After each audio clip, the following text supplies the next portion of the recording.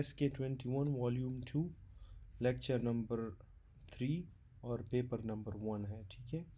60-year-old man presents with severe retrosternal chest pain for 2 hours radiating to the left arm. ECG shows ST segment elevation, most prominent in V4, extending to the precordial leads. Which artery is affected? तो जब भी आपके साथ V4 mention हुआ है, इसका मतलब है V1 to V4 जो आपको एंटीरियर वॉल MI में मिलती है, ठीक है।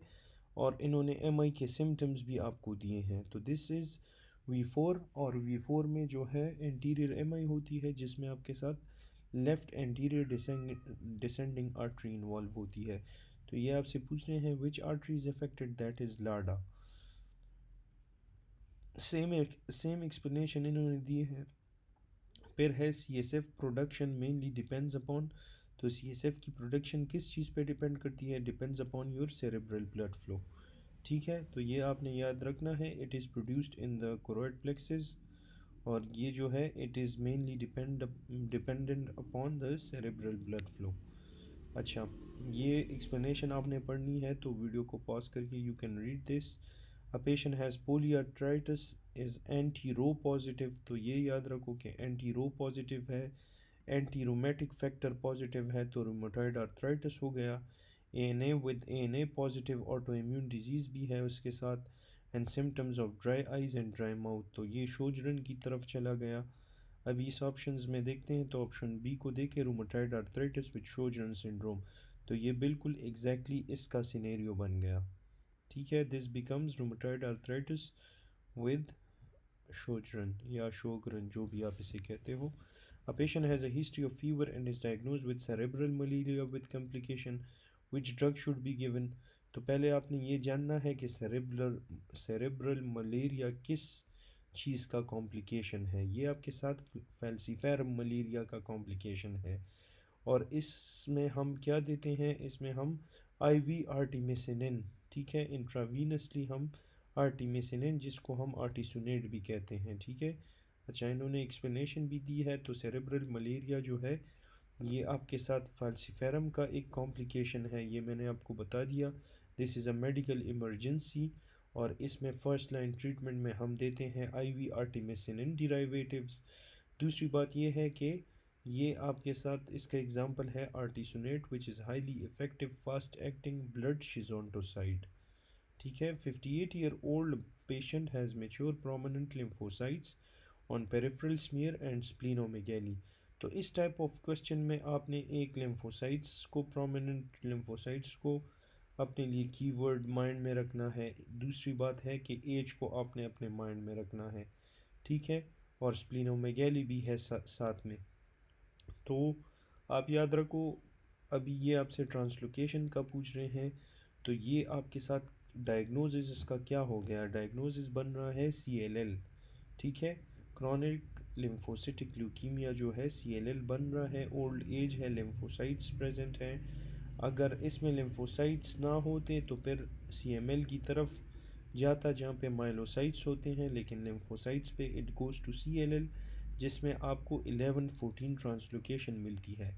ये 11-14 आपको जो है मेंटल सेल लिम्फोमा में भी नज़र आएगी, ठीक है। तो अच्छा, 58-year-old है, प्रोमिनेंट मेच्योर लिम्फोसाइट्स है, स्प्लिनोमेगैली है, इसका मतलब है ये CLL है। इसका एक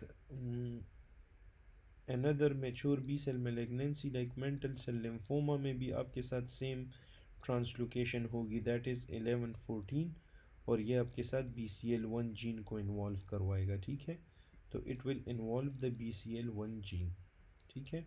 अच्छा, फिर है patient presents with hyper segmented neutrophil, increased methyl malonic acid and increased homocysteine level, which vitamin deficiency is most likely? तो अगर एक पेशेंट का मिथाइल मेलोनिक एसिड और होमोसिस्टीन दोनों एलिवेटेड है, इसका मतलब है कि this is vitamin B12 deficiency. अगर इसमें सिर्फ आपको होमोसिस्टीन एलिवेट नज़र आता तो फिर इट बिकम्स फोलेट डिफिशिएंसी, ठीक है। तो इसमें सिर्फ ये डिफरेंशिएटिंग की पॉइंट्स है कि आपको याद रखने हैं इनके लैब्स। तो MMA और होमोसिस्टीन दोनों इंक्रीज्ड होंगे, it will be vitamin B12। अगर सिर्फ होमोसिस्टीन इंक्रीज होगा, it will be folate deficiency, ठीक है। तो यही एक्सप्लेनेशन इन्होंने भी लिखी होगी, आप इसको रीड कर सकते हैं। 25-year-old patient presents with painless neck swelling for 2 months, low grade fever, night sweats. Examination shows non-tender cervical lymphadenopathy. What is the most likely diagnosis? तो 25-year-old बंदा है, इसमें आपने देखना है कि पेनलेस नेक स्वेलिंग है, एक कीवर्ड ये है, फीवर, नाइट स्वेट्स आपको बी सिम्टम्स की तरफ इंडिकेट करवा रहे हैं। दूसरी इम्पॉर्टेंट बात यह है कि इसमें सर्वाइकल लिम्फेडेनोपैथी आपको मिलती है। सर्वाइकल लिम्फेडेनोपैथी जो है ये एक ख़तरनाक चीज़ आपको नज़र आ रही है, इसमें पेनलेस भी है, सर्वाइकल लिम्फेडेनोपैथी भी है, तो ये लिम्फोमा की तरफ जा रहा है। और इसमें बी ग्रेड सिम्टम्स भी दिए हैं जो कि है फीवर और नाइट स्वेट, तो इट बिकम्स हॉजकिन लिम्फोमा। ये सर्वाइकल या any lymphadenopathy associated with B symptoms is highly suspicious of Hodgkin lymphoma। तो इस टाइप के सिनेरियो में डायरेक्टली आपके माइंड में Hodgkin lymphoma आना चाहिए, ठीक है। The combination of symptoms painless lymphadenopathy, low grade fever, night sweats in a young adult is highly suspicious of Hodgkin lymphoma, ठीक है। अब बॉय, तो यही एक्सप्लेनेशन मैंने आपको ऑलरेडी बता दी।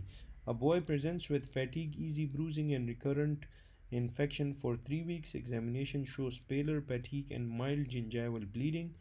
Labs shows pancytopenia with circulating blasts. What is the most likely diagnosis? तो इसमें अभी एक बॉय दिया है, यंग एज दिया है। दूसरी बात, इन्होंने आपको पेलर, पैटीक, जिंजाइवल ब्लीडिंग, ये आपके साथ कोई ल्यूकीमिया की तरफ जा रहा है, ठीक है। पैनसाइटोपिनिया और ब्लास्ट्स भी दिए हैं। तो ये ब्लास्ट्स और आपको यंग एज है, ये आपको एएलएल में मिलता है, ठीक है। ब्लास्ट सेल्स आपको एएलएल में मिलते हैं और ल्यूकीमिया का सिनेरियो भी है, तो दिस बिकम्स एएलएल, ठीक है। एक्सप्लेनेशन आपने रीड करनी है तो you can read. The most common post transfusion hepatitis is, तो ये इसमें मैंने आपको बताया था CBC, तो C for cytomegalovirus is greater than hepatitis B is greater than hepatitis C। ये आप याद रखो। 30-year-old patient being treated for Plasmodium vivax malaria developed macrocytic anemia with hypersegmented neutrophil after month of therapy, which anti-malarial drug is responsible? अच्छा, एक patient है, उसको आपने treat किया है वाईवैक्स मलेरिया के लिए, उसके बाद उसको मैक्रोसिटिक और hyper segmented neutrophils after months of therapy develop हो गया, ठीक है। तो इसके लिए कौन सा ड्रग जो है रिस्पॉन्सिबल है? दैट इज़ योर पायरीमेथामीन, ठीक है। पायरीमेथामीन जो है आपके साथ इट इज़ एंटी मलेरियल है, और ये आप जो है आपके साथ एक डाईहाइड्रोफोलेट रिडक्टेज इनहिबिटर है, जो कि आपके साथ synthesis of thymidine and purine को ब्लॉक करेगा और आपके साथ डीएनए सिंथेसिस को इनहिबिट करता है, जिसकी वजह से मेगलोब्लास्टिक एनीमिया होता है और इट मिमिक्स फोलेट डिफिशिएंसी, सही है। बाकी ये क्लोरोक्वीन, क्विनिन और आर्टेमिसिनिन जो है उनमें आपको do not have this effect, ये इफ़ेक्ट आपको उसमें नहीं मिलता, ठीक है। तो होपफुली आपको समझ आई होगी कि पायरीमेथामीन जो है ये आपके साथ डाईहाइड्रोफोलेट रिडक्टेज इनहिबिटर है, जो कि आपके साथ सिंथेसिस ऑफ थाइमिडीन और प्यूरिन को ब्लॉक करता है, जिसकी वजह से डीएनए सिंथेसिस नहीं होती, जिसकी वजह से मेगलोब्लास्टिक एनीमिया डेवलप हो जाता है, सही है। A pale wedge-shaped infarct in the heart is most likely caused by, तो पेल इन्फार्क्ट की बात कर रहे हैं। रेड इन्फार्क्ट में वीनस ऑक्लूजन होता है, पेल इन्फार्क्ट में आर्टीरियल ऑक्लूजन आपको मिलता है, ठीक है। तो ये रट्टे वाली बातें हैं, होपफुली आपको याद होंगी अभी तक। Granuloma is composed of which cells, तो ग्रेनुलोमा में जाइंट सेल्स तो आपको लाजमी मिलेंगे, ठीक है। ग्रेनुलोमा में ये तो माइंड में रख लो, ठीक है। तो जाइंट सेल वाले ऑप्शंस आपके माइंड में होने चाहिए। दूसरी बात है कि इसमें जाइंट सेल के साथ लिम्फोसाइट्स होने चाहिए, ठीक है, लिम्फोसाइट्स होंगे, ठीक है। तो आपने याद रखना है कि ग्रेनुलोमा में जाइंट सेल्स हैं प्लस लिम्फोसाइट्स हैं, ठीक है। फिर ये इसकी एक्सप्लेनेशन है, अगर आप लोगों ने रीड करनी है तो you can. 28-year-old woman visits a fertility clinic to determine the fertile window. She is counseled to use a kit to track her fertile phase. The surge in which hormone, तो LH की surge होती है ना usually, तो LH आपने देखना है। दूसरी बात यह है कि फर्टाइल पीरियड को ट्रैक करने के लिए भी आप ल्यूटिनाइजिंग हार्मोन देखते हो, LH की वैल्यू आप देखते हो। LH सर्ज यूजुअली जो है आपके साथ क्या करता है, ये आपके साथ फ्रॉम एंटीरियर पिट्यूटरी होता है और ये एक क्रिटिकल इवेंट है, ठीक है। यूजुअली ओव्यूलेशन जो है आपके साथ ऑकर होती है 24 to 36 hours after the LH surge begins. तो ये बात याद रखो कि ओव्यूलेशन आपके पास LH सर्ज से 24 to 36 आवर्स बाद स्टार्ट होती है, ठीक है। इसको हम ओव्यूलेशन प्रेडिक्टर किट्स भी कहते हैं। होम फर्टिलिटी किट्स में भी LH यूज़ होता है, ठीक है। तो आपसे पूछते हैं कि होम फर्टिलिटी किट्स में हम क्या चीज़ डिटेक्ट करते हैं, तो इसमें हम LH सर्ज को डिटेक्ट करते हैं, ठीक है, इन द यूरिन, और इससे हमें फर्टाइल विंडो के बारे में पता चलता है। इंसिडेंस ऑफ प्रीक्लैम्पसिया कितनी है, तो इंसिडेंस जो है आपके साथ प्रीक्लैम्पसिया की, ये भी एक रट्टे वाला MCQ है जिसमें 12% आंसर है, 12.5%, ठीक है। Option E is the correct option. Which anti malarial drug causes neurological and cardiac manifestation, तो ऐसा कौन सा ड्रग है जो आपके साथ न्यूरोलॉजिकल और कार्डियक मैनिफेस्टेशन कॉज करवाता है, that is the queen, chloroquine. Chloroquine जो है, क्वीन माइंड में बैठ जाए तो कार्डिक और न्यूरोलॉजिकल मैनिफेस्टेशंस होंगे, इस तरह याद रखो। सब में क्वीन है, प्राइमा क्वीन भी है, लेकिन क्लोरोक्वीन याद रखना है, ठीक है। वैसे just to memorize it to you somehow, you can remember that the anti-malarial drug that causes neurological and cardiac manifestation is chloroquine. Chloroquine जो है is known to cause several extra malarial side effects, ठीक है। Neurologically ये आपके साथ retinopathy cause करवाती है, उसके अलावा जो है ऑटोटॉक्सिसिटी कॉज करवाती है, कार्डियोटॉक्सिसिटी कॉज करवाती है, जिसमें आपके साथ क्यूटी प्रोलोंगेशन और एरिथमियाज आपको नज़र आते हैं, ठीक है। और ये आपके साथ मायोकार्डियम में भी डिपॉजिट हो सकते हैं। A patient presents with weakness in the legs, urinary symptoms, constipation, and loss of cremasteric and abdominal reflexes. CSF examination reveals a normal glucose with elevated lymphocytes. तो lymphocytes ज़्यादा है, बैक्टीरियल तो आपने इससे हटा देना है। ग्लूकोज नॉर्मल हो गया तो इट बिकम्स वायरल, तो ये ट्रांसवर्स माइलाइटिस की तरफ जा रहा है, ठीक है। वायरल है, इसमें आपको मैंने ऑलरेडी पिछले वीडियोस में ये एक्सप्लेन किया हुआ है, SK20 के और 21 के, तो उसमें आपको मैंने बताया कि मेनिंजाइटिस को आप किस तरह डिफ्रेंशिएट करोगे कि whether this is viral, TB, fungal और बैक्टीरियल मेनिंजाइटिस, ठीक है। अब पेशेंट तो उसमें भी आपने लिम्फोसाइट्स अगर हों तो it becomes either viral, TB और फंगल, उसमें बैक्टीरियल डायरेक्टली निकल जाता है। और यहाँ पे वायरल का सिनेरियो, इसमें नॉर्मल ग्लूकोज आपको वायरल में मिलता है, अगर ग्लूकोज नॉर्मल ना हो देन इट बिकम्स TB और फंगल, ठीक है। तो इसमें ट्रांसवर्स माइलाइटिस आप याद रखो। Patient inhales 1 liter of air. What is the negative pressure generated in centimeter water?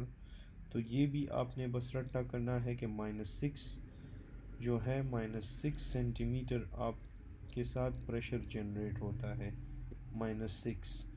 जो क्वाइट इंस्पायरेशन है, इंट्राप्लूरल प्रेशर ड्रॉप होता है फ्रॉम -5 to -6, ठीक है।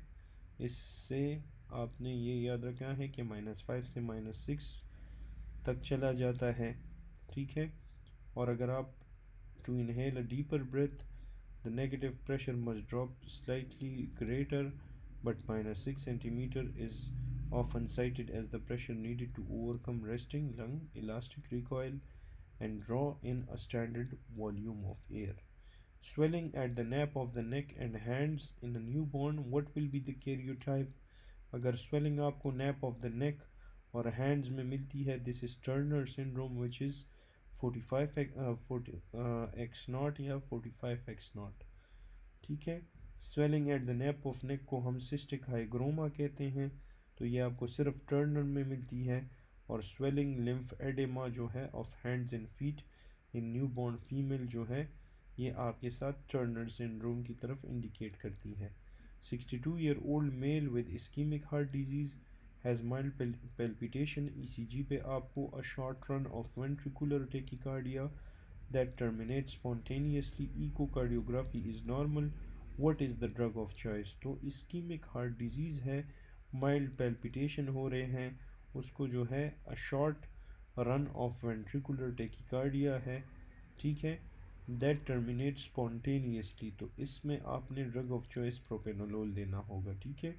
तो जब भी एक इस्कीमिक हार्ट डिजीज़ हो जिसको नॉन सस्टेन्ड वेंट्रिकुलर टेकिकार्डिया हो और ये आपके साथ एसिम्टोमेटिक या माइल्डली सिम्टोमेटिक हो, तो उसमें आप फर्स्ट चॉइस आपने देना है that is beta blocker like propranolol आपने देना है.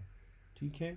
और ड्रग ऑफ चॉइस एम्यूडेरॉन आप कब देते हो? जब पेशेंट सिम्टोमेटिक होगा और उसमें सस्टेन्ड वेंट्रिकुलर टेकिकार्डिया होगी.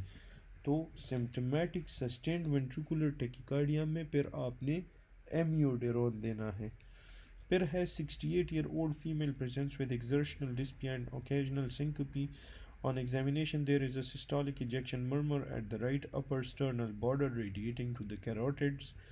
Which finding is most consistent with aortic stenosis?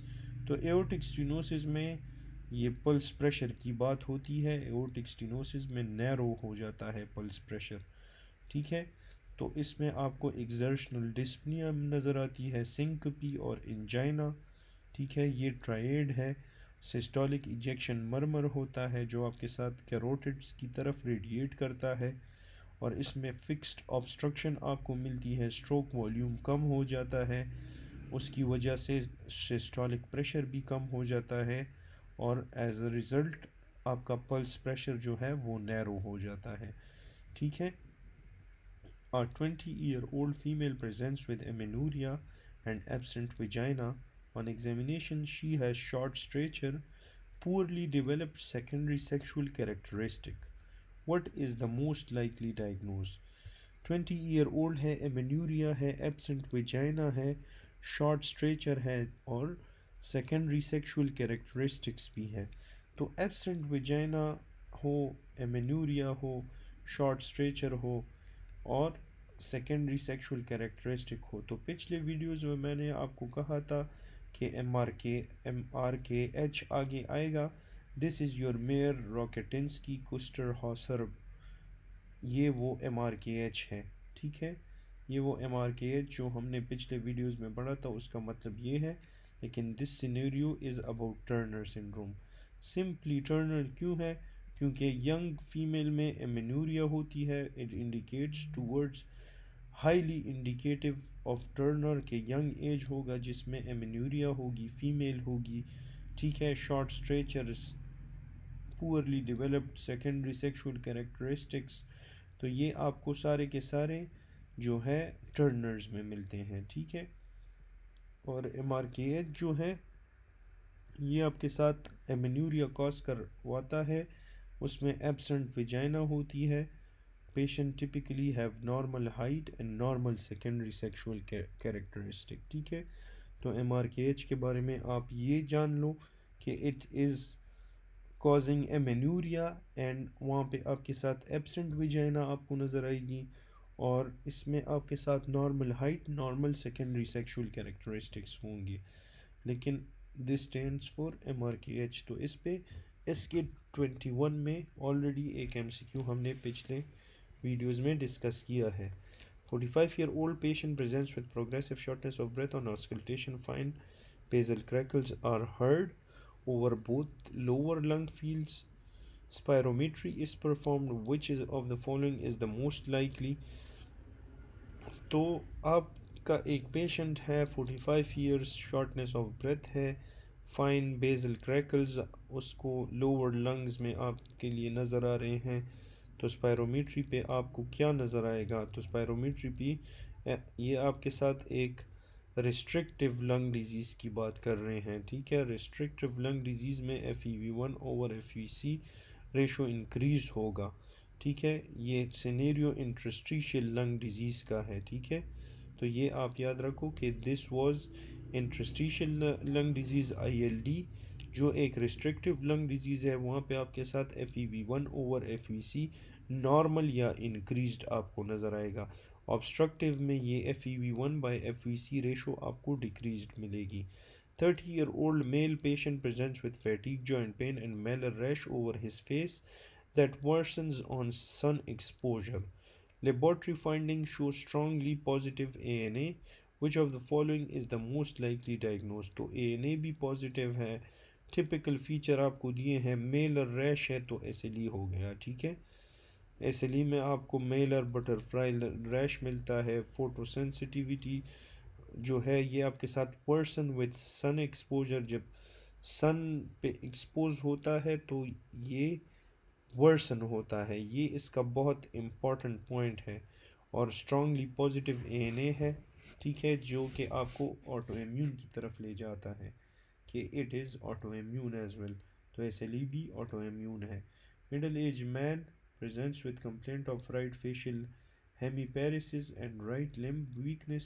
The most probable area of infarct includes, तो इसको राइट फेशियल हेमीपेरेसिस है और राइट लिम्ब वीकनेस है। तो ये आपके साथ सेम साइड अनक्रॉस्ड हेमीप्लीजिया है और अनक्रॉस्ड हेमीप्लीजिया में इंटरनल कैप्सूल इन्वॉल्व होता है। क्रॉस्ड हेमीप्लीजिया में मिड ब्रेन इज इन्वॉल्व्ड, ठीक है। तो दिस इज़ अनक्रॉस्ड हेमीप्लीजिया। अच्छा, ये आपने अगर रीड करना है तो you can read it. Patient with known autoimmune disorder develops platelet transfusion refractoriness. Which of the following is the most likely cause? तो ये आपके साथ एक पेशेंट है, उसको ऑटो इम्यून डिसऑर्डर है, उसको प्लेटलेट ट्रांसफ्यूजन रेफ्रैक्टोरिनेस डेवलप हुई। रेफ्रैक्टोरिनेस का मतलब है कि प्लेटलेट ट्रांसफ्यूजन के बाद उसको हमने एक सर्टन लेवल सेट करना होता है कि हमें फॉर एग्ज़ाम्पल हम ट्रांसफ्यूजन करें तो हमें प्लेटलेट्स की इतनी इंक्रीज़ वैल्यू में इतनी इंक्रीज़ चाहिए। तो इसमें वो अमाउंट जितना एक्सपेक्टेड अमाउंट हमने सेलेक्ट किया होता है वो हमें नहीं मिलता। और प्लेटलेट ट्रांसफ्यूजन रेफ्रैक्टोरिनेस में आपके साथ वो डिज़ायर्ड जो जितना हमने एक्सपेक्ट किया होता है कि आफ्टर ट्रांसफ्यूजन प्लेटलेट्स राइज़ होंगे, इतना राइज़ उसमें नहीं आता। तो उसे हम कहते हैं प्लेटलेट रेफ्रैक्टोरिनेस। और ये आपको मिलता है ऑटो इम्यून डिस्ट्रक्शन में। प्लेटलेट ट्रांसफ्यूजन रेफ्रैक्टोरिनेस जो है, failure to achieve the expected increase in platelet count after transfusion in a patient with known autoimmune disease, example SLE, ITP, is most likely due to autoimmune destruction of transfused platelets by circulating autoantibodies or rapid clearance by the reticuloendothelial system macrophages.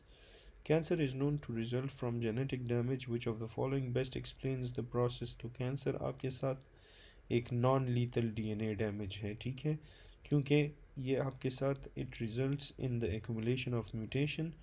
Cancer is genetic disease resulting from the accumulation of mutation. तो इसमें क्या होता है कि first of all एक non lethal DNA damage हो जाता है। उसके बाद आपके साथ ये DNA जब डैमेज होता है, ये two main classes of genes को अफेक्ट करता है, जिसमें प्रोटोन को जीन्स और ट्यूमर सप्रेसर जीन्स आ जाते हैं। तो उसकी वजह से सेल जो है वो अनकंट्रोल्ड ग्रोथ और प्रोलिफरेटिव एडवांटेजेस गेन कर लेता है, ठीक है। तो this is a non-lethal damage. Pregnant woman presents with abdominal pain, nausea and vomiting.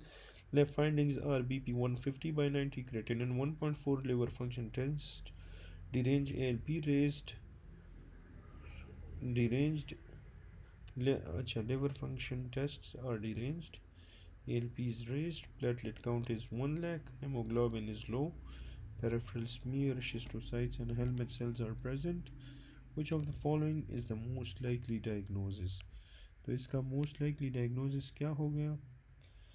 That is your, अच्छा, इसमें आपने याद रखना है कि प्रेग्नेंट वुमेन है, एब्डोमिनल पेन, नोजिया, वोमिटिंग है, हाइपरटेंशन है, ठीक है, एएलपी रेज्ड है, प्लेटलेट काउंट्स कम है, हेमोग्लोबिन लो है, शिस्टोसाइट और हेलमेट सेल्स, अच्छा, शिस्टोसाइट्स और हेलमेट सेल्स हैं इसमें, ठीक है। तो ये आपके साथ हेल्प सिंड्रोम है, ठीक है, लो प्लेटलेट्स हैं, डिरेंज्ड लिवर फंक्शन टेस्ट्स हैं और आपके साथ लो प्लेटलेट्स हैं, एलिवेटेड लिवर एंजाइम्स हैं और हेमोलिसिस भी हुई है। शिस्टोसाइट्स और हेलमेट सेल मीन्स के एनीमिया है विच इंडिकेट्स हेमोलिसिस। अच्छा, this is classic presentation of HELLP syndrome, hemolysis, elevated liver enzyme, low platelets, associated hypertension and renal dysfunction confirms that it is a complication of preeclampsia. Patient underwent right pneumonectomy for carcinoma involving the right lung. During surgery, the structure at the hilum of the right lung were identified. Which of the following structure lies above the right principal bronchus at the hilum? तो right principal bronchus के above कौन सी चीज़ होगी? आपके साथ pulmonary artery होगी, ठीक है, ये आपने याद रखना है कि right lung, the right pulmonary artery lies anterior and superior to the right principal bronchus, ठीक है, तो इसमें पल्मोनरी आर्टरी आती है। और लेफ्ट लंग में the left pulmonary artery lies superior and posterior to the left principal bronchus. अच्छा, फिर इसमें है which of the following is the most common mechanism for localized lymphatic obstruction? तो this is mostly ये question बहुत repeat हुआ है, इसमें इन्फेक्शन एंड न्यूप्लेजिया आता है। 35-year-old male with a 10-year history of ulcerative colitis presents with sudden abdominal pain, fever and abdominal distension. On examination, tachycardia and diffuse tenderness are noted. Labs test shows leukocytosis and elevated CRP. Which of the following is the most likely complication in this patient? ठीक है, तो एक आपके साथ mail है, ulcerative colitis की history है, उसमें फीवर, एब्डोमिनल डिस्टेंशन वगैरह है, ठीक है, आपको टेस्ट पे ल्यूकोसाइटोसिस और CRP एलिवेट नज़र आ रहे हैं, ठीक है, तो दिस बिकम्स प्राइम। अच्छा, दूसरी बात यह है कि इसमें आपके साथ कौन सा कॉम्प्लिकेशन पेशेंट को डेवलप हो रहा है? ये आपके साथ टॉक्सिक मेगाकोलोन की तरफ जा रहा है। अल्सरेटिव कोलाइटिस की हिस्ट्री है, सडन एब्डोमिनल पेन है, तो this is toxic megacolon. Patient जो है उसको लॉन्ग टर्म अल्सरेटिव कोलाइटिस है, उसको symptoms of abdominal pain, fever, abdominal distension and tachycardia with systemic toxicity. And इसके अलावा टॉक्सिक मेगाकोलोन में आपके साथ inflammation extend into the smooth muscle of the colonic wall causing dilation and potentially perforation, ठीक है, तो ये आपने याद रखना है। फिर अच्छा, फंक्शन ऑफ MHC मॉलिक्यूल क्या है कि MHC आपके साथ इम्यून रिकग्निशन करवाता है। MHC क्या करवाएगा? It will cause immune recognition, ठीक है, तो आपने इसको याद रखना है, ये भी बहुत इम्पोर्टेंट है, बहुत दफ़ा रिपीटेड हुआ है। अच्छा, फिर है ये एक्सप्लेनेशन आपने पढ़नी है तो यू कैन रीड दिस। अच्छा, 35-year-old man with known HIV infection presents with multiple lesions on the skin. He reports his partner has similar skin lesions. Which of the following is the most likely condition? अच्छा, एक patient को HIV है, he has multiple lesions on the skin. अच्छा, partner को भी similar skin lesions हैं, तो इसका मतलब ये है कि कॉन्टेजियस है, स्प्रेड हुआ है। Kaposi does not spreads this become herpes simplex virus, option number C. ठीक है, समझ आ गई।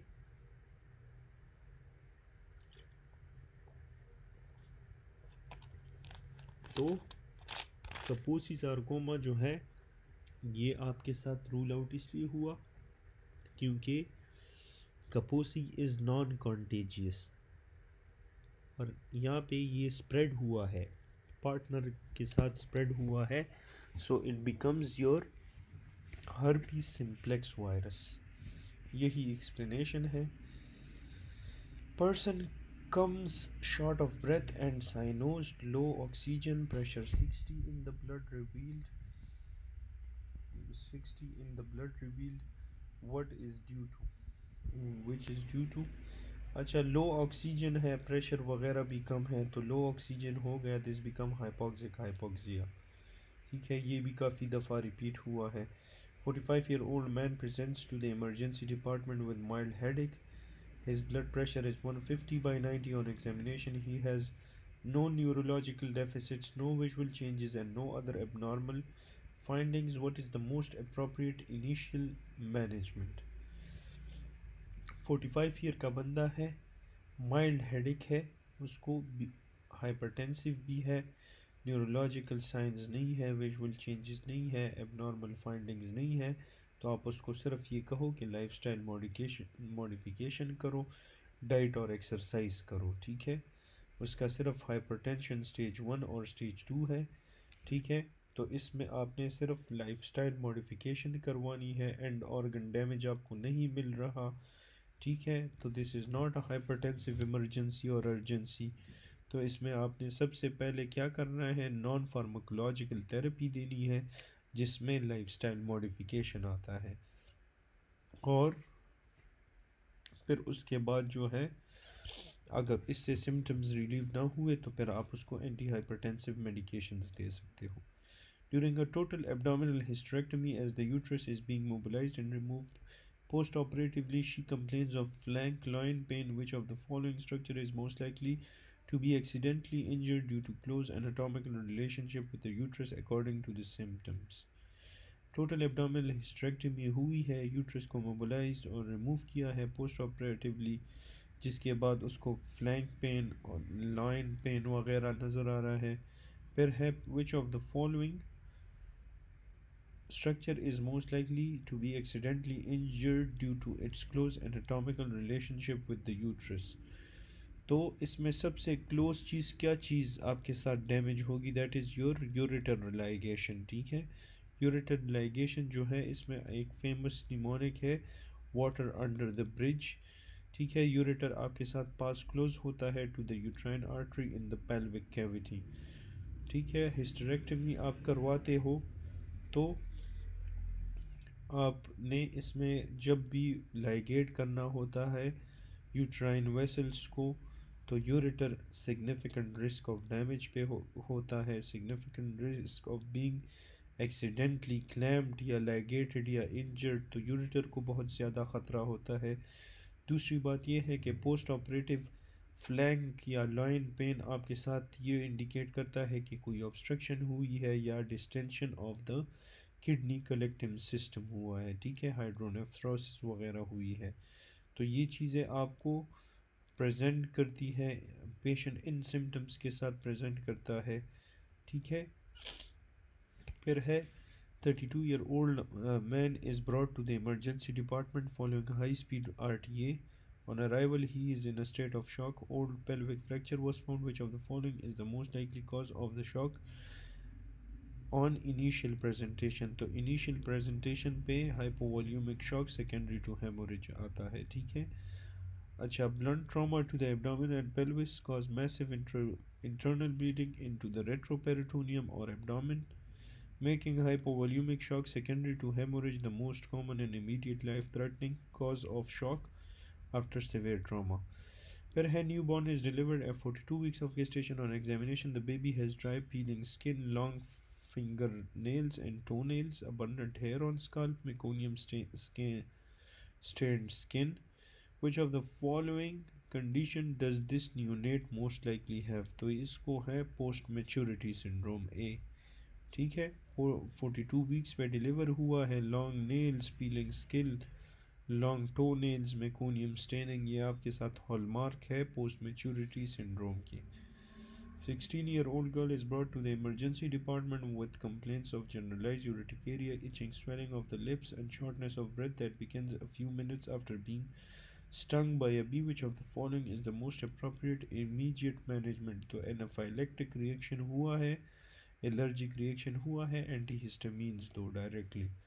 ठीक है, इसमें हम क्या करते हैं कि ये आपके साथ एक एनाफाइलेक्टिक रिएक्शन है जिसमें हम एपिनेफ्रिन, एड्रेनलिन फर्स्ट चॉइस देते हैं।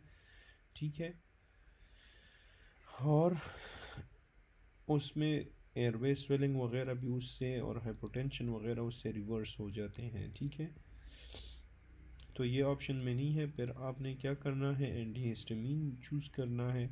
ठीक है, 28-year-old man suffers a spinal cord injury after RTA. During examination, it is noted that he has involuntary unannounced urination. There is no evidence of urinary tract infection and he reopens loss of bladder control since the injury. What is the most likely diagnosis? अच्छा, 28-year-old man has, उसको spinal cord की injury है। अच्छा, he has involuntary unannounced urination. दूसरी बात है no evidence of UTI, और reports loss of bladder control. तो pyelonephritis, automatic bladder, autonomous bladder, stress incontinence, ये आपके साथ ऑटोमेटिक ब्लैडर हो गया। ठीक है, क्योंकि इसमें it is involuntary unannounced urination, ये आपके साथ ऑटोमेटिक ब्लैडर में आपको नज़र आते हैं। After spinal cord injury the bladder function evolve spinal shock phase, जिसमें एटॉनिक ऑटोनॉमस ब्लैडर आपको मिलता है। फिर रिकवरी फेज होता है जिसमें आपके साथ क्या होगा, if there is injury, if the injury is above the sacral centre, तो मैक्चुरेशन रिफ्लेक्स आपके साथ हाइपर रिफ्लेक्सिस एंड स्पास्टिक हो जाता है। Bladder empty suddenly and involuntary when filled with a certain volume without the patient awareness. This condition is called automatic bladder. A 19-year-old student becomes very upset after failing to achieve the grades required for admission to his preference university. Afterward, he is constantly angry at his parent. Which of the following defense mechanism best explain his behavior? तो ये अपने exam का गुस्सा किसी और पे displace करवा रहा है, अपने पेरेंट्स पे डिस्प्लेस करवा रहा है। This is called displacement. ठीक है, it is a defence mechanism where a person redirects an unacceptable impulse from a dangerous or threatening target onto a safe less threatening target। एक जहाँ पे एक ख़तरनाक टारगेट है उसको वो धमकी वगैरह नहीं दे रहा, और जो लेस थ्रेटनिंग टारगेट है वो सारा गुस्सा उन पे निकाल रहा है। This is called displacement. 45-year-old woman on long-term diuretic therapy presents with generalized weakness and muscle cramps. Laboratory results show a serum potassium level of 2.8 जो कि कम है। Which of the following echocardiographic finding is most characteristic of her condition? तो ये हाइपोकेलीमिया है, इसमें आपको ST segment depression भी नज़र आती है। दूसरी बात ये है कि लो इनवर्ड, अच्छा हाँ, फ्लैट टी वेव आपको नज़र आता है या इन्वर्टेड। तो this is hypokalaemia, low serum potassium, उसमें एसटी डिप्रेशन पहले होता है, फिर टी वेव फ्लैटनिंग, फिर appearance of prominent U wave, peak T wave वगैरह जो है आपको हाइपरकेलीमिया में मिलते हैं। पीक टी वेव आपको हाइपरकेलीमिया में और फ्लैटेंड या इन्वर्टेड टी वेव आपको हाइपोकेलीमिया में। लेकिन अगर एसटी डिप्रेशन दी गया हो और हाइपोकेलीमिया के बारे में उन्होंने आपसे पूछा हो, अगर इन्होंने एसटी सेगमेंट डिप्रेशन की बात की हो, तो फिर ST segment depression is greater than T wave flattening और inversion. 65-year-old man presents with fluent speech but he cannot understand what others are saying. Speech fluent है लेकिन अंडरस्टैंड नहीं कर रहा, वर्निकी's प्रॉब्लम है। his speech often contains non-sensual words and incorrect substitutions and he is unaware of his errors. अच्छा, ये errors से, अपने एरर्स से ये अनअवेयर है। Which type of aphasia this is, तो दिस इज़ रिसेप्टिव एफेजिया। ठीक है। रिसेप्टिव एफेजिया है। ये इसमें बंदा जो है there is major impairment in language comprehension. Patient with Wernicke's aphasia जो है वो fluent but non-sensual speech because they cannot comprehend their own or others language। ठीक है। ब्रोकाज में ब्रोकन माउथ होता है, वो बोल नहीं सकता। वर्निकी में बोल सकता है लेकिन कुछ समझ नहीं सकता। Which of the following changes in the blood primarily stimulates the central chemoreceptor? तो central chemoreceptor को कौन से changes आपके साथ स्टिमुलेट करेगा? तो सेंट्रल का काम है CO2 के साथ, तो इसमें इंक्रीज्ड PCO2 आपको नज़र आएगा। ठीक है। इंक्रीज्ड PCO2 आपने याद रखना है। ठीक है। The central chemoreceptor are located in medulla oblongata, highly sensitive to the pH of the CSF and increased arterial PCO2। 55-year-old man with any blood carcinoma is started on chemotherapy. A few days after treatment, he develops bloody urine. Which of the following chemotherapeutic agent is most likely responsible for this side effect? तो ये already हमने कहा है, discuss किया है पिछले lectures में। Chemotherapy का ड्रग है और bloody urine haematuria, this is cyclophosphamide, option A. ठीक है।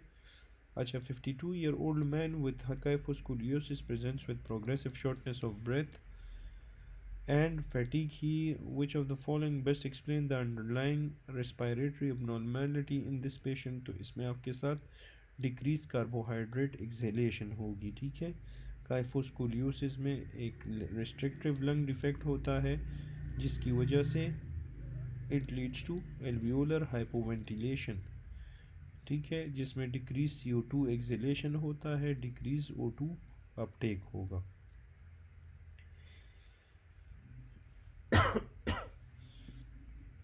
फिर है 7-year-old child presents with pallor, jaundice and fatigue. Examination shows splenomegaly. A peripheral blood smear shows prickle cells. Family history is positive for a sibling having same condition. Which of the following is the most likely diagnosed? तो ये भी आसान है। This is pyruvate kinase deficiency, जिसमें आपको chronic hemolysis, pallor, jaundice, splenomegaly और family history of anemia जो है, इसका मतलब है कि ये हेरिडिटरी हेमोलिटिक एनीमिया की बात कर रहे हैं। दूसरा की वर्ड इसमें है प्रिकल सेल। तो प्रिकल सेल या एकैंथोसाइट्स आपको जो है ये आपके साथ हेमोलिटिक एनीमियाज में इसके साथ एसोसिएटेड होते हैं और हेरिडिटरी स्पीरोसाइटोसिस में स्पीरोसाइट्स होते हैं। जो आपके साथ पायरुवेट काइनेज डिफिशिएंसी है उसमें क्या होता है कि एंजाइम की डिफिशिएंसी होती है और इसमें आपको बर्ड सेल्स, प्रिकल सेल्स या इकाइनोसाइट्स नज़र आते हैं। 28-year-old woman presents with painless mass in the submandibular region. Imaging reveal a well circumscribed lesion and surgical excision is performed. Histopathology shows tooth-like reticular tissues with cystic spaces filled with yellowish viscous motor oil-like fluid. Which of the following is the most likely diagnosis? ठीक है। तो ये सब मंडिबुलर reason में एक painless मास है, well circumscribed है। दूसरी बात ये है कि इसमें आपको tooth light reticular tissues and cystic spaces नज़र आ रहे हैं। तो ये आपके साथ दूसरी बात ये है कि इसमें आपको yellowish viscous motor oil like fluid नज़र आ रहा है। तो ये चीज़ें आपको एम्ब्लियोब्लास्टोमा में नज़र आती है। ठीक है।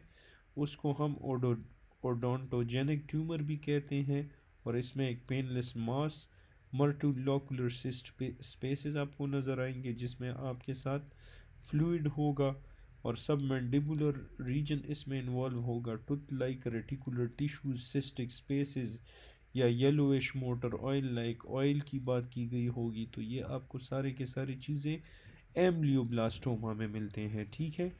एम्ब्लियोब्लास्टोमा में फिर है 50-year-old male laborer presents in summer after working outdoors. He reports muscle weakness, fatigue and palpitation. On examination he is dehydrated. ECG shows polymorphic ventricular tachycardia. Lab test में आपको low serum potassium. Which of the following electrolyte disturbance is most likely responsible for this ECG finding. ठीक है। तो इसमें muscle weakness की बात कर रहे हैं, लेबरर है, पैल्पिटेशन वगैरह है। पोलीमॉर्फिक वेंट्रिकुलर टेकिकार्डिया आपको नज़र आ रही है। पोलीमॉर्फिक वेंट्रिकुलर टेकिकार्डिया आपको हाइपोकेलीमिया, लो सीरम पोटाशियम की बात की है, ऑलरेडी की है, दिस बिकम्स हाइपोकेलीमिया।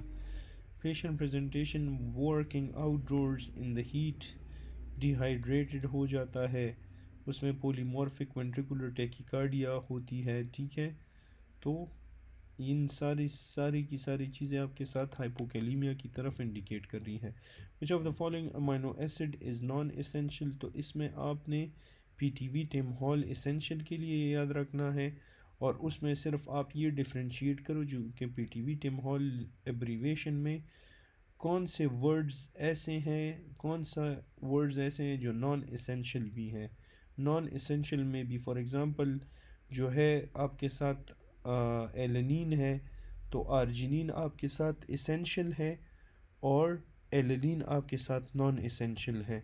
तो आप ये पीटीवी टेमहॉल में जो एब्रीवेशन सेम है सिर्फ उनको याद रखें, फिर आपसे कभी भी ये एसेंशियल नॉन एसेंशियल गलत नहीं होंगे। ठीक है, तो एसेंशियल के लिए पीटीवी टेमहॉल है, ठीक है, और नॉन एसेंशियल में आपके साथ एलेनिन आता है। अच्छा, 48-year-old man presents for routine checkup. He has sedentary lifestyle, consume a diet high in saturated fats and smokes regularly. Laboratory tests reveal total cholesterol 280 है। Which of the following classes of drug is appropriate, is most appropriate? So this is repeated HMG CoA reductase inhibitor। total cholesterol 280 है।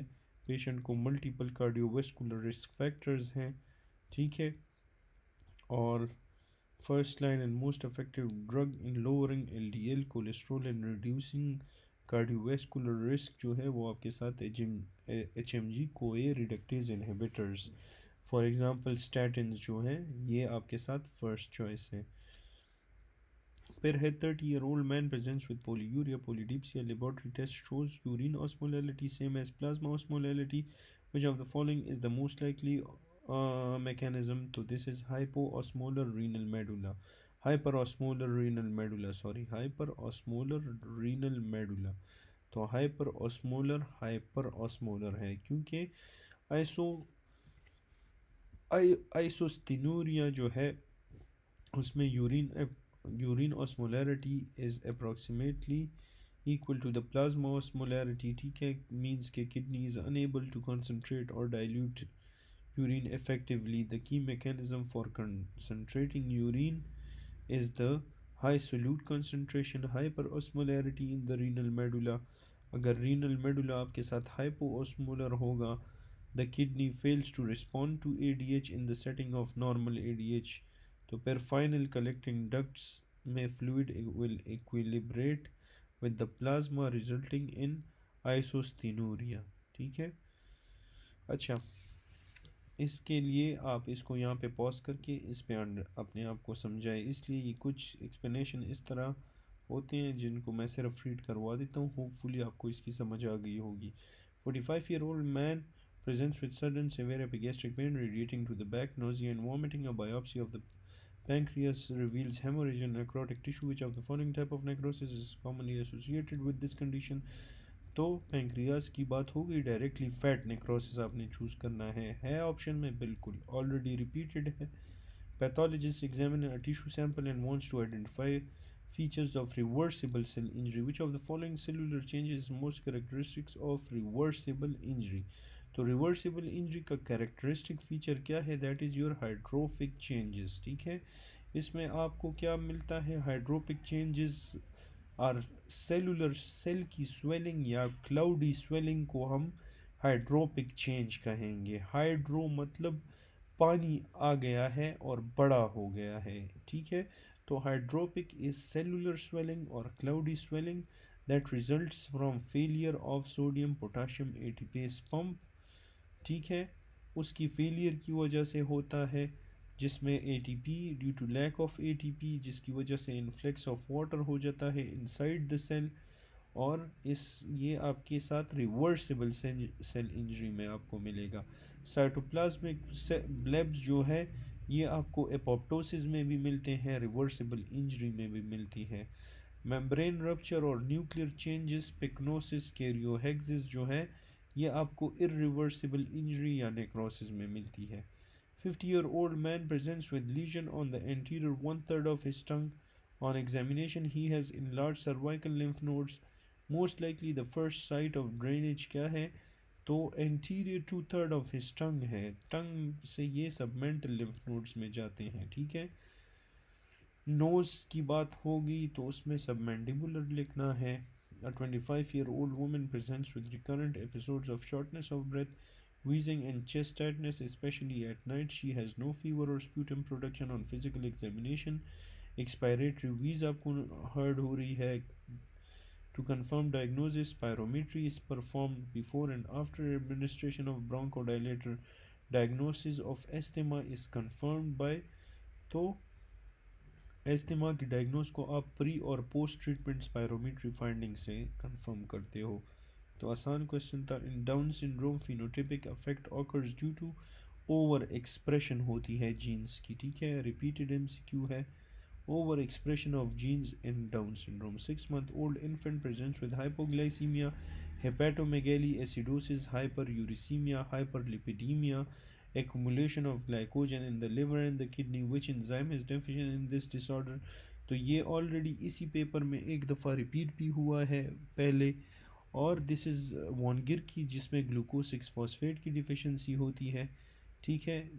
अच्छा, फिर है marathon runner has been running continuously for several hour, his muscle and liver glycogen stores are completely depleted. Which of the following metabolic process will now primarily provide energy for continued muscle activity? तो continued muscle activity के लिए fatty acid oxidation से energy मिलती है, ठीक है, ये आप याद रखें। Fatty acid oxidation after several hours of continuous exercise. Muscle और लिवर आपके साथ क्या करता है कि ग्लाइकोजन स्टोर को डिप्लीट करवा देता है, तो उसकी वजह से body must switch to its most abundant long term energy source, जो कि आपके पास फैट है। तो मेटाबॉलिक प्रोसेस में energy for continued muscle activity under prolong breakdown of fats into fatty acid वगैरह, ठीक है, followed by their conversion into acetyl-CoA fatty acid oxidation which then enter into the citric acid cycle। तो citric acid cycle की बात कर रहे हैं कि यहाँ पे एक प्रोडक्ट बनता है, वो फिर क्रेब्स साइकिल वगैरह में जाता है। ये प्रोडक्ट जो है, पहले आपका ग्लाइकोजन स्टोर डिप्लीट होता है, फिर एनर्जी सोर्स आपके पास फैट होता है, ये फैट आपके साथ कंटिन्यूड एनर्जी प्रोवाइड करता है और फैट्स को फैटी एसिड्स और इन चीज़ों में कन्वर्ट करवा देता है, और ये आपके साथ सिट्रिक एसिड साइकिल में इंटर हो जाते हैं। विच of the following statement regarded osmosis is true? तो ऑस्मोसिस जो है, osmolality depends on the size of solute particle, ये नहीं है, this is a passive process, ठीक है।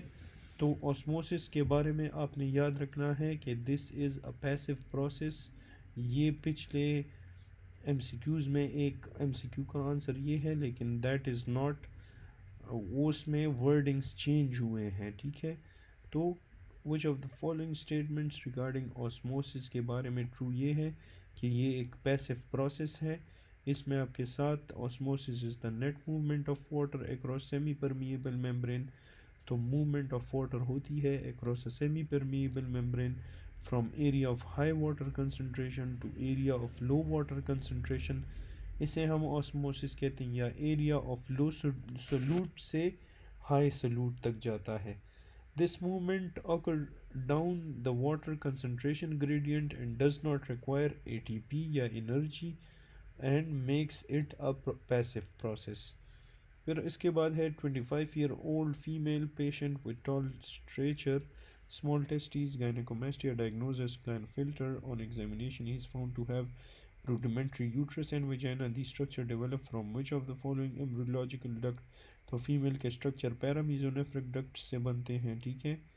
अच्छा, CSF is produced by the choroid plexus. Which of the following factor influences the rate of production? तो rate of production cerebral blood flow है, already हमने अभी पढ़ लिया। 17-year-old girl presents with morning myoclonic jerk, occasional absent seizures and generalized tonic-clonic seizures.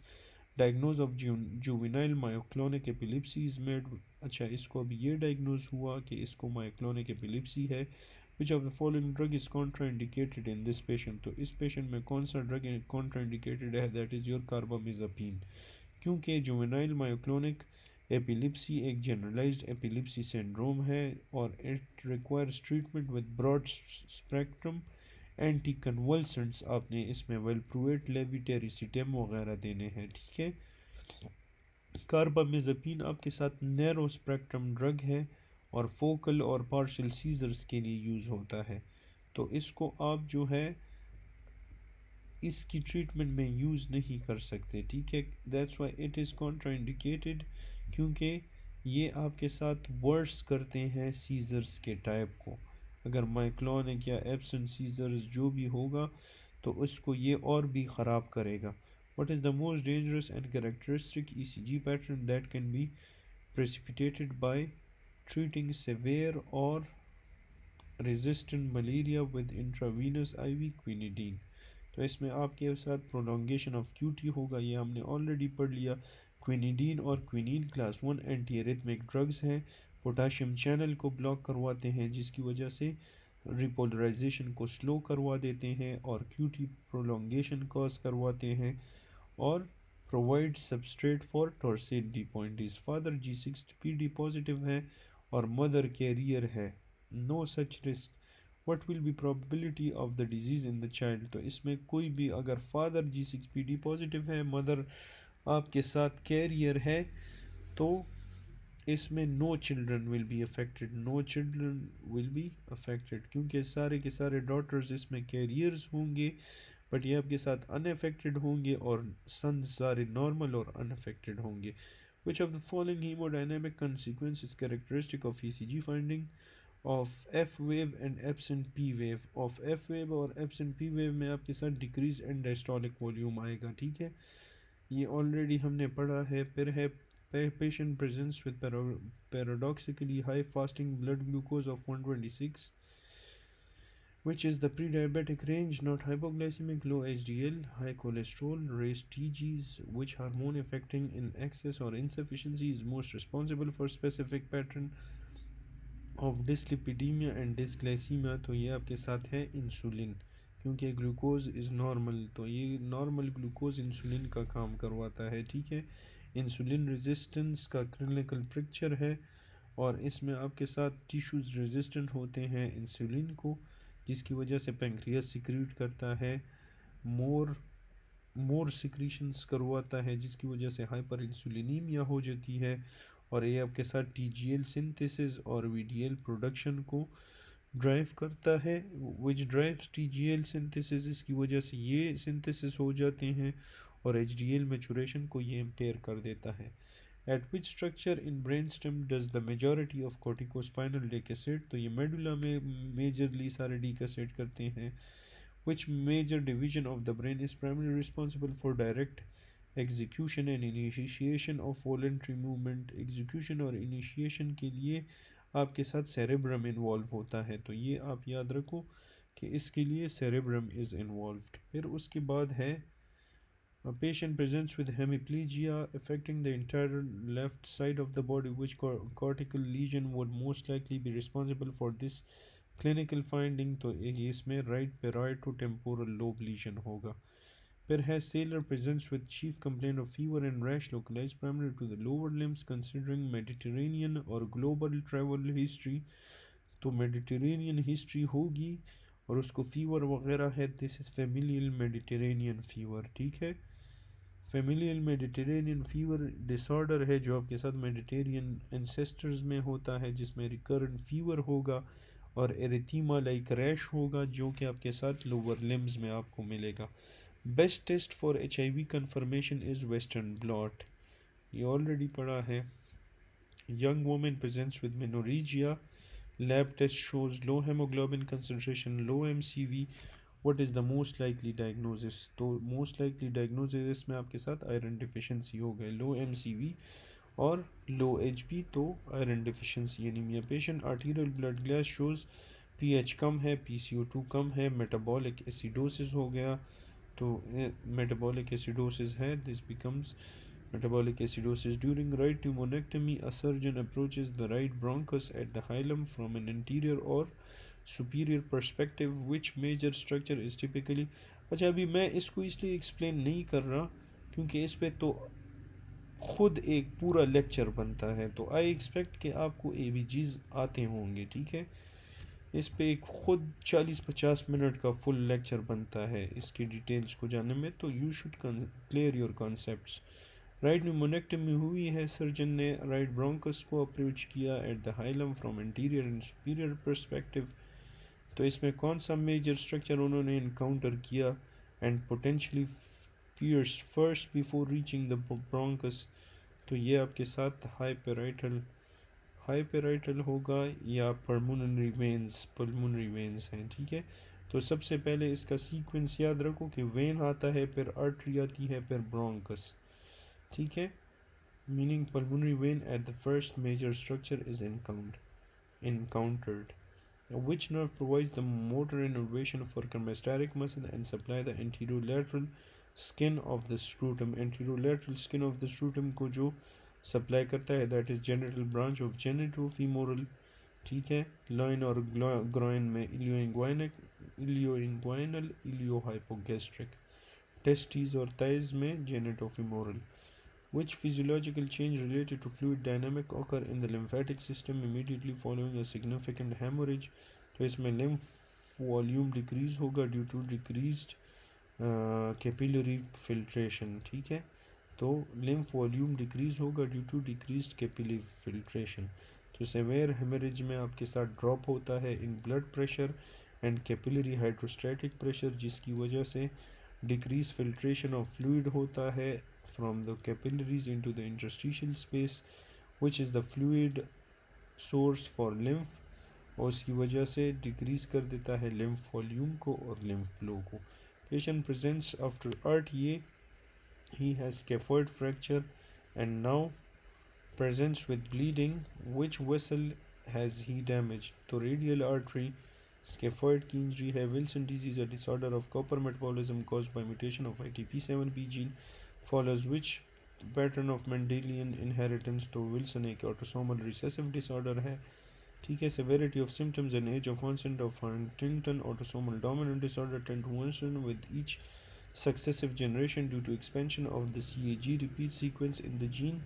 This phenomena is known as, इस phenomena को हम क्या कहेंगे? इसको हम कहेंगे anticipation, ठीक है। anticipation क्या होता है कि where signs and symptoms of genetic condition become more severe or appear at the earlier age as the disorder is passed from one generation to the next, often due to increasing trinucleotide repeat lengths.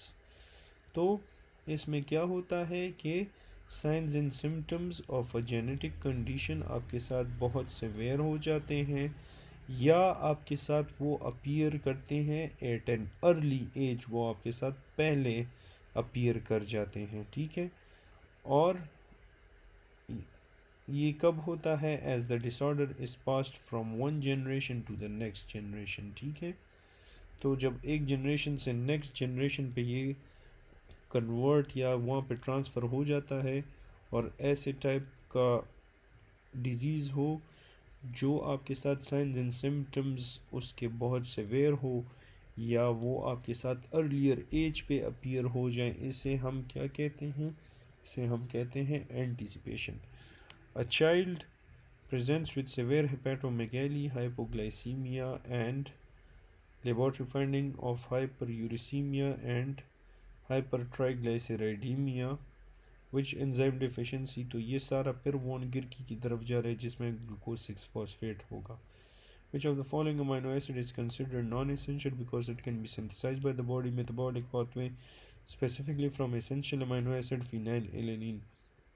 तो phenylalanine से कौन सी चीज़ बनती है? That is I think tyrosine, ठीक है। Tyrosine जो है non essential amino acid है, ये एसेंशियल अमाइनो एसिड फिनाइलएलानिन से सिंथेसाइज होता है। Which statement accurately describe phenomena of osmosis और रिलेटेड फिजिकल प्रिंसिपल? तो ऑस्मोसिस को कौन डिफाइन कर रहा है? Water movement across semi permeable membrane generate osmotic pressure. Osmosis occurs when water molecules move from an area of higher solute concentration to area of lower solute concentration. Osmosis is an active process that requires input of ATP. Osmolarity is the measure of solute concentration per solvent. तो इसमें option C मुझे ज़्यादा ठीक लग रहा है. ठीक है, ऑप्शन सी करेक्ट है. Osmotic pressure is the pressure that must be applied to a solution to prevent inward flow of water across semi-permeable membrane. It is excreted by the water moving down to concentration gradient. तो water molecule movement होती है across a semi-permeable membrane और ये आपके साथ osmotic pressure को generate करता है. ये आपके साथ osmosis को define कर रहा है.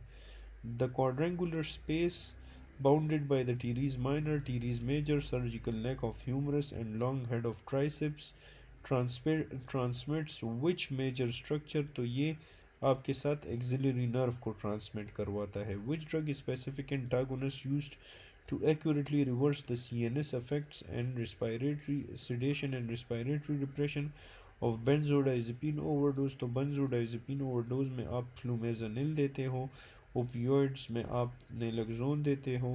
ठीक है, गाबा ए का रिसेप्टर है और ये आपके साथ रिवर्स करता है डिप्रेसेंट इफेक्ट ऑफ बेंजोडाइजेपिन और ये आपके साथ सीजर्स भी प्रेसिपिटेट करवा सकता है with chronic benzodiazepine use. Following the surgical removal of papillary thyroid carcinoma, which is the most likely first site of metastatic spread. तो थायराइड कार्सिनोमा फर्स्ट लाइकली कहाँ पे स्प्रेड होगा? सर्वाइकल लिम्फ नोड्स में spread होगा. ठीक है, cervical lymph node में papillary thyroid carcinoma metastasise होता है through the lymphatic system with cervical lymph nodes being the most common first site of spread. Which of the following classes of antidiabetic drug has been demonstrated in clinical trials to be safest and most beneficial for patients with type 2 diabetes and established cardiovascular disease? तो that is empagliflozin. Cardiovascular cardio की बात आ गई और most beneficial तो cardio protective is empagliflozin. SGLT2 empagliflozin जो है SGLT2 inhibitor है और ये आपके साथ रिड्यूस करता है मेजर कार्डियोवेस्कुलर इवेंट्स के रिस्क्स को. ठीक है, तो it is a good thing. An individual with AB positive blood group possess which combination of antigen on the surface of their red blood cells? तो AB में आपके साथ जो है ये आपके साथ यूनिवर्सल रेसिपिएंट है, इसमें एंटीबॉडी नहीं होती और एंटीजन्स दोनों होते हैं, both A and B antigens. और ब्लड ग्रुप O इसका ऑपोजिट है. Patient with type 2 diabetes has HbA1c 9% and presents with difficulty sleeping, fatigue and signs of obesity. Which class of antidiabetic medication is preferred choice for this patient given its strong efficacy for both glycemic control and weight loss? तो इस glycemic control और weight loss दोनों में help कर रहा है और ये एंटी डायबिटिक ड्रग है that is metformin.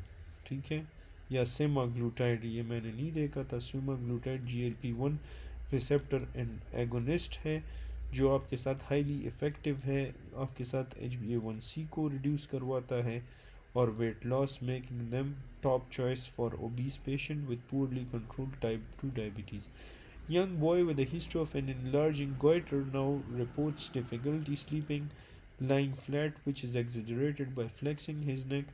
What is the most likely cause of his sleep difficulty? तो यंग बॉय है, उसको enlarged goiter है, अभी स्लीपिंग डिफ़िकल्टी है, लाइंग फ्लैट हो रहा है.